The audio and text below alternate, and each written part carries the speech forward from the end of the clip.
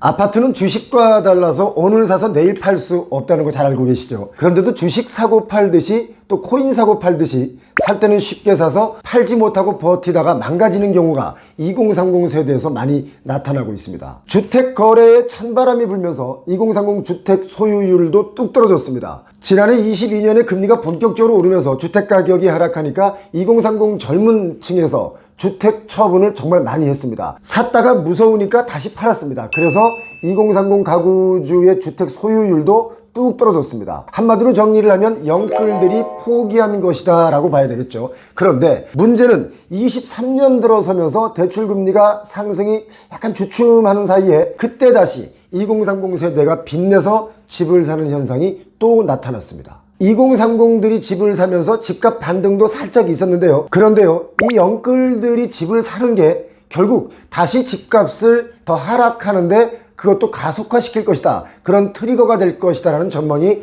나오고 있습니다. 통계청이 발표한 2020년 주택 소유 통계 자료를 보니까 가장 눈에 띄는 것이 2030 세대가 지난해 대거 주택을 처분했다라는 것입니다. 이유는 좀 전에 말씀드렸죠. 금리 감당이 무서웠던 겁니다. 한국은행 자료를 보니까 지난해 1월, 22년 1월이죠. 연 3.85%였던 시중은행 주택담보대출 금리가 22년 10월 들어서는 연 4.82%까지 치고 올라갔습니다. 이렇게 금리가 치고 올라갈 때는 주택을 팔았어요. 이럴 때 판 영끌들은요, 집값이 하락할 때 팔았으니까 손해를 보고 손절한 겁니다. 그런데 올해 6월 달의 경우를 보니까 연 4.26%예요. 금리가 살짝 내려온 겁니다. 그때 영끌들이 또 샀습니다. 21년 말에 1%였던 기준금리가 22년 말에는 3.25%까지 올랐었고 지금은 기준금리가 3.5%죠. 2030이 주택을 처분한 이유는 금리가 가장 큰 이유입니다. 이자 부담이 어느 정도냐면 소득이 이자를 못 따라가니까 해결할 방법이라는 것이 손해를 보고서라도 파는 것뿐 다른 방법이 없는 거죠.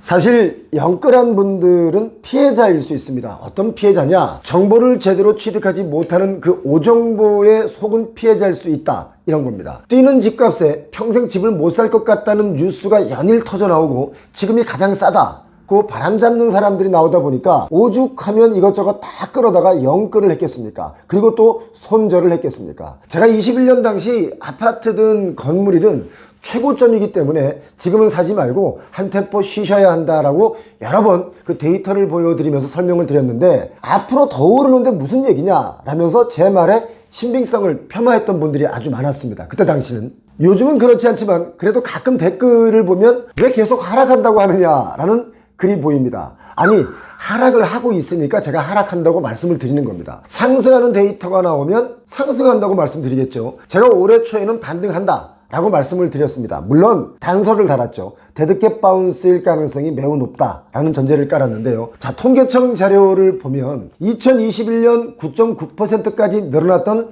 30세 미만의 주택 보유자 숫자가 지난 22년 그때는 9.9%에서 6%로 완전히 급감했습니다. 30세 미만뿐만이 아니죠. 30세에서 39세 이 사이의 분들도 주택 보유자 수를 보니까 지난해 22년에는 6.4%까지 급감했습니다. 190만 명 정도 하던 30대 주택 보유자 숫자가 150만 명대로 한 40만 명이 뚝 떨어진 겁니다. 통계청이 이 통계를 작성하기 시작한 2012년 이래 최대 감소폭이라고 하는데 이것처럼 금리가 집값에 가장 큰 영향을 준 겁니다. 자, 23년 올해 다시 집중적으로 사고 있기 때문에 이 부분이 좀 걱정이 되죠. 금리가 지금 또 오르고 있습니다. 엊그제 금융권에서 자료를 내놓은 걸 보니까 또 올랐어요. 이게 대출금리 인상으로 가려면 한 2개월, 3개월 정도 걸리겠지만 아무튼 금리 또 오르고 있습니다. 집을 사는 것을 누가 뭐라고 하겠습니까? 또 본인들이 집 사는 것을 누가 사지 말라고 하겠습니까? 중요한 것은 감당 못할 대출을 일으켜가면서 사기에는 너무 위험한 시기다라는 것을 제가 말씀드리고 있는 거죠. 이게 지금 아파트만 그런 게 아닙니다. 21년에 소형 빌딩을 사겠다고 저더러 좀 알아봐달라는 분들이 꽤 많았는데요. 그때 한참 버블로 막 뛸 때 빌딩 하나 사야 되겠다라고 하는 부자들이 좀 있었습니다. 그때 제가 그런 말을 드렸습니다. 빌딩 가격의 자기 자본 비율이 70%가 안 되면 건물 사지 마라. 사실상 건물 사시는 분들요, 사놓으면 오른다, 사놓으면 임대는 다 나간다 라고 하면서 건물값의 한 80%까지 대출받고 심지어 어떤 지역에서는 들어오는 월세를 좀 부풀려서 은행권에 대출을 신청하면 95%까지 받아가면서 건물을 사신 분들이 많습니다. 그런데 지금 그분들이 공실 때문에 대출 이자가 슬슬 감당이 안 되는 분들이 많이 계십니다. 또 건물값이 폭등할 때 이제 팔아야 되겠다 해서 옆 건물이 거래되는 그 가격에 내놔 보지만 사려는 사람들이 없다 이겁니다. 심지어 엊그제도요, 강남에 건물을 보유하고 있는 분이 그 건물을 내놓은 지가 한 2년 됐다고 합니다. 그러니까 최고가일 때 그 최고가에 맞춰서 내놓은 거예요. 여태 안 팔리고 있는 겁니다. 자, 보유하고 있던 분들이 가격 최고점이 아직도 그 가격이 유효한 줄 알고 계신 분들이 애석하게도 많습니다. 중요한 건 안 팔리죠. 이상한데 왜 이러지? 분명히 저 내 옆에 있던 그 건물과 내 건물은 거의 같은 가격이라고 봐야 되는데 이거 안 팔리네 하는 분들 많습니다. 건물의 대출량이 많지 않다면 뭐 버틸 수는 있겠지만, 버티는 게 아니라 그냥 가만히 있으면 되겠지만, 대출 많은 건물주는 아무튼 걱정이 지금 많습니다. 요즘 2030 세대들이 아파트를 사고 파는 것을 보면요, 정말 주식하듯이 생각하는 분들이 있습니다. 엄연히 다릅니다. 2030 세대가 부채 비율이 높은데요, 빚에 대한 경각심이 좀 부족한 세대라고 봐야 되는데, 그 이유가 이분들이 경제활동을 시작한 시기가 그 금리가 초저금리 시대였기 때문에 금리가 높은 것을 잘 이해 못합니다. 자, 5, 60대가 겪어본 금리 10% 이상일 때 그때를 모르는 세대라는 거죠. 제가 볼 때는 사실 금리라는 게요, 귀신보다 더 무섭습니다. 금리, 이거 정말 무서운 겁니다. 여러분, 음주운전 하시면 안 된다는 거 잘 알고 계시죠? 무조건 대리운전을 이용하셔야 되는데요, 부르면 빠르게 달려오는 세븐콜 대리운전을 쓰시기 바랍니다. 지금 세븐콜 대리운전 앱을 설치만 했는데 즉시 사용할 수 있는 마일리지 10,000원을 적립해 주고요, 그리고 이용할 때마다 이용 금액의 10%를 또 적립해 주고요, 친구 추천 시 최대로 7,000원을 또 적립해 주고요, 그리고 마일리지가 50,000원 이상 충전이 되면 바로 인출해서 쓸 수 있습니다. 다른 거 다 떠나서요, 음주운전 절대 하지 마시고 지금 당장 세븐콜 앱을 설치하시기 바랍니다. 지금 통계청의 자료를 보면 1인 가구 10명 중에 7명은 무주택자로 나옵니다. 주택을 2개 이상 보유한 다주택자 비중은 14.9%인데요. 2020년부터 3년 연속 줄어들고 있습니다.